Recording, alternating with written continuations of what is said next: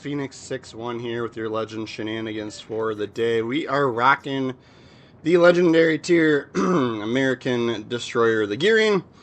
This is a fun ship. It's, you got to build into it. It's a little bit more of a gunboat, right? The torpedo reload on this thing is absolutely insanely long. So you're definitely more of a gunfighting boat. You are at a little bit of a disadvantage, right, for some of the other, destroyers out there that have, like, sonar and radar and all that other fun stuff, right? There's some other gunboats that can take you out, right? A lot of these American destroyers are a decent mix of everything. You do get really, really long smoke screen with these, too, which sometimes you can take advantage of and sometimes you can't, right? We're the only destroyer in this game, so us sitting in a smoke screen means we're not spotting enemy ships for our team, so we don't use the smoke very much here, as you're going to see. But we got a Conqueror and another battleship kind of sailing from the mid-spawn over to the A-cap. I'm not sure why they're doing that, but they are. It makes for a decent opportunity for torpedoes. We'll sink into the zone here and try and solidify this capture. We are located, as you can see, right? So my best guess is that the enemy destroyer is on this middle spawn as well. Probably just opposite of us. I'm not sure if he plans to come into the zone or not, but we will see, right? So we'll space out the torpedoes a little bit here in hopes to get a permanent flood if we do get some hits here. And then they're so far out, right, that the chances are kind of slim for us. That's kind of the other disadvantage, right? Like the Gearing torpedo range is insanely long, like it's like 15 plus kilometers or something, right? So range is never a problem, but the longer out that you're shooting torpedoes at somebody, the more chances they have to do some random maneuvering for whatever other reason right before they even see your torpedoes. So sure enough, we get torpedoes coming through the zone. I would, my best bet is that's absolutely the other destroyer on the enemy team. I'm pretty sure it was a Gearing as well. And just based off of where they come from and then where we can see that the zone is contested now as well. So he's right here, right? Like he's sitting there right in the corner, right by the island there. And so we know we're probably pretty evenly matched, but he did just send a rack of torpedoes through. We get another torpedo hit on one of those battleships. Not paying too much attention to that. He's going to sit in his smoke here. That's fine. But, like, yeah, we're going to be, I've built into the guns and I've built into health, so there's a good chance we could potentially outgun him, but we'll sacrifice quite a bit of our health. It would be nice. I'm kind of trying to linger back in case we could get torpedoes reloaded, but I was, like, calling for help, too, and signaling that zone, so I was kind of hoping somebody was paying attention and could maybe help me gun him down. So we do get picked up here because he moves out of his smoke. I wasn't expecting that. So we don't have torpedoes reloaded, but notice how he's kind of delayed in his shots towards me, right? So I'm guessing he sent his torpedoes. So yep, sure enough, there's some. But yeah, that puts us ahead gun-wise, and I think we do have a extra, so we'll slam on the gas here and turn in.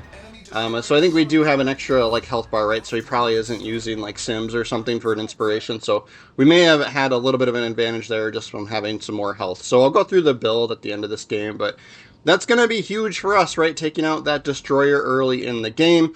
We even have a little bit of health to play with left here. And I'm actually going to, I was debating whether to go for C-cap and just cap the zone or just move out into enemy territory because we kind of have free reign here and just spot ships and send torpedoes when we've got them loaded, right? So I chose the latter. We've got a lot of ships that moved over towards A. So I kind of figured we'll help support the side that's probably outnumbered. And we'll send some torpedoes through there, right? Their whole team, like half their team over there at A is kind of hanging out behind that island, behind the A-cap. So I'll send torpedoes through there. And then we'll keep moving out and just try and keep things spotted for our teammates. We got several cruisers in this game. Ideally they could stay hidden somewhere and just do damage, right? So yeah, but between the two torpedo hits on those battleships kind of early on, right, and the kill on the enemy Gearing, right, we're up to 66,000 damage here. But sometimes this, the appropriate destroyer play makes for a little bit boring destroyer play. Same for, I feel like, cruisers as well. But yeah, well, I'm going to keep moving up and out here. There's some islands between us and some of these enemy ships, so we're not spotting everybody, but I'm going to get a little bit closer here and see what we can do. We did lose a battleship on the A flank over here, so it's probably a good thing that we're heading this direction. Hopefully we can give them some advantage, our team. And this, I was keeping an eye on this Wisconsin over here on our starboard bow side, right? But he started turning in, so I was a little nervous he was going to just start moving this direction.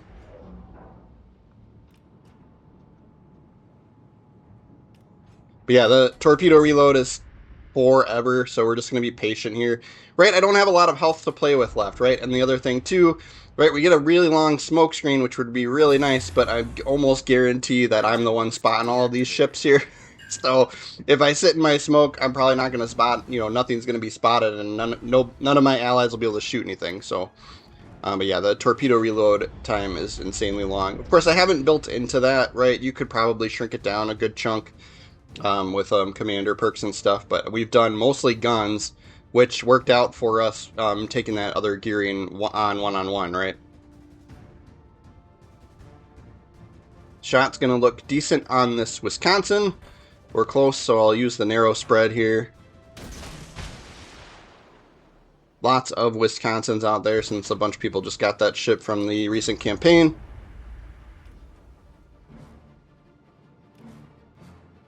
Right, and he's within my spotting range if he comes around this corner here, so we're going to keep moving up so that he doesn't pick us up.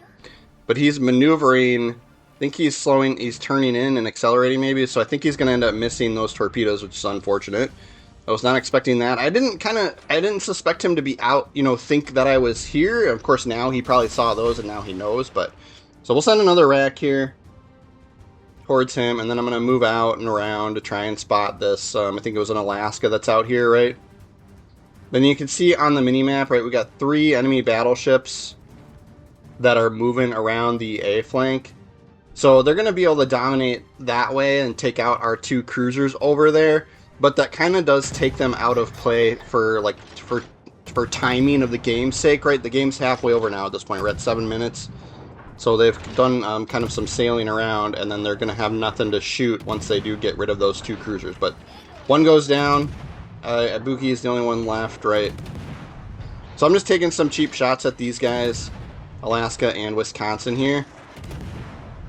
And we drew some fire, so we'll have to stop shooting. The ship is on fire. Alaska did the smart thing and diverted his attention towards us.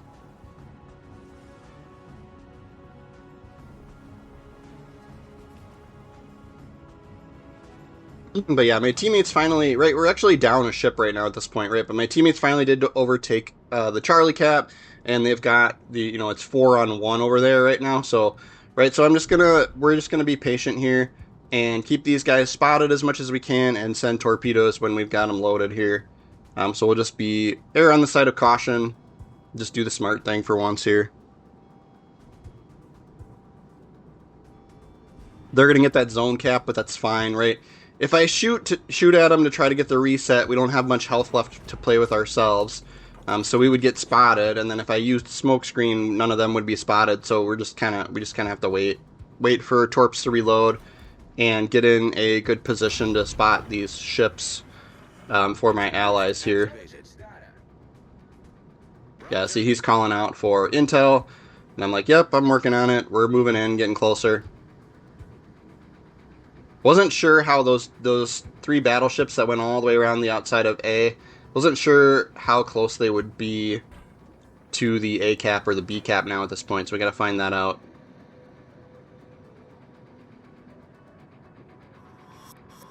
And then I was a little nervous too if that Alaska, right, like if I was that Alaska, I'd probably have turned around and pushed into me to try and hunt me down, but he goes all the way around and heads towards B cap.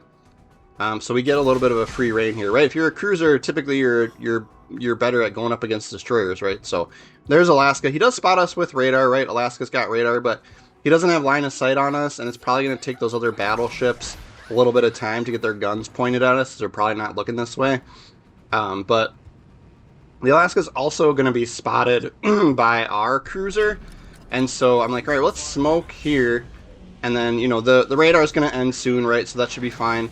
We'll drop the smoke, radar ended, so we're good, we're free and clear. Now we can do a little bit of damage to this Alaska. He's gonna He's just YOLO pushing up, so he's going to miss our torpedo shot, right? I thought maybe he would slow down, turn in, or turn out or something, and he just kept pushing. So smoke, and then you can see, yeah, the smoke screen's almost 2 minutes long, and so, or over 2 minutes, I think, once it gets set. But yeah, long smoke screen, yeah, 2 minutes 11 seconds, right?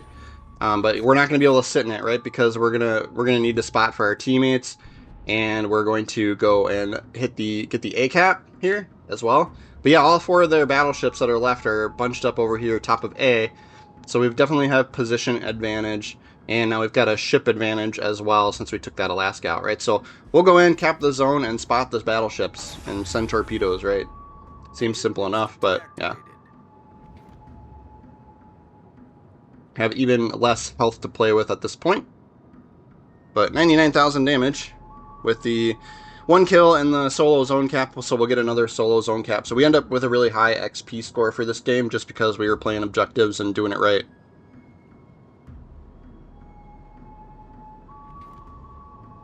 I almost wish I had, like, you know, hindsight's 2020, right? But now is the point where I kind of wish I had the smoke screen if anybody else was spotting these guys. But I think I'm the only one spotting them still. The cruiser on my team is you can see his smoke screen way out there. I think it's a Voyager. And so he's just sitting in his smoke, just, you know, damage farming these guys, right? So we don't really have a choice. If we were to smoke, I don't think anything would be spotted. Maybe there's battleships on it. That battleship on my team down by B might be able to pick some of them up, but anyway, we don't have smoke anyway, so it doesn't matter. So we'll move up and just stay just out of spotting range and hope for some torpedoes to get loaded here while we cap the zone. This Wisconsin's got a lot of health, so I was kind of interested in sending a rack towards him.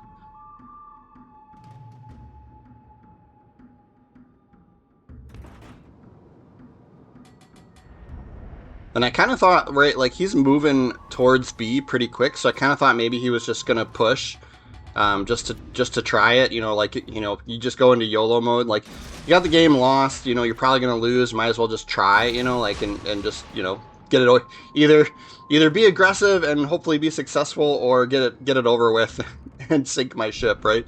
So I sent that rack through B, and then he ends up slowing down and turning out, which I wasn't expecting, right? So I think I completely wasted that torpedo rack. But I'm looking at, you know, I'm like, all right, this is getting boring for me, and I'm pretty sure we should win this. So let's start firing our guns. We have a little bit of health. We could probably take a little bit of a hit, right? But we'll start picking on these guys.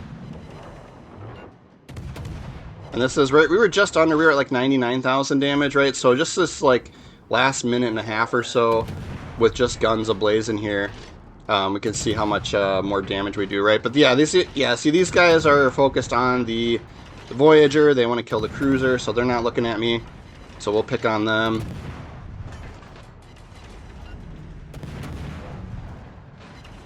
Yeah, I'm trying to aim a little bit higher. We're getting a lot of broken shells. Ideally, we'd trip a fire here. Yeah, they don't seem to care about me, so we'll just take advantage of that. Get another assist there. I thought for sure that torpedo was going to hit that battleship, but I think it either dodges it or dies out. So I stopped looking at him with thinking that we were going to get a hit there, and we don't.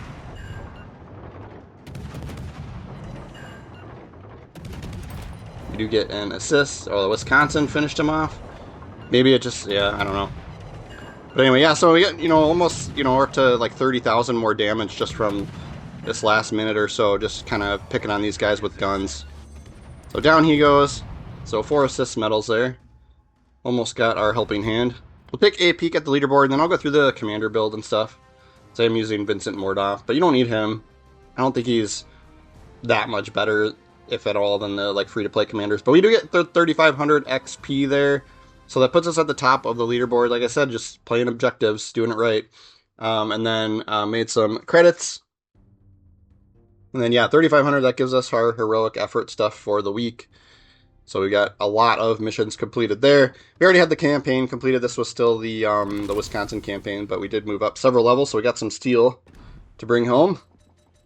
And yeah, I'm using aiming system for slot 1, propulsion for slot 2. You could go steering gears, right? And then absolutely concealment system here. Doesn't have the greatest concealment, but yeah. And then dispersion and range for guns. Yeah. And then Vincent Mordoff, his base trait's like a little bit faster reload, I think, right? And then I went HE shell damage for Fournette, right? So he's a good one to just rank up, just to have as an inspiration. And then William Sims, right, gives us 380 more HP per tier. So that's pretty significant once you put it up to legendary tier for a destroyer, right? So, but yeah, then pretty much we've got it built out for Guns Ablazing here.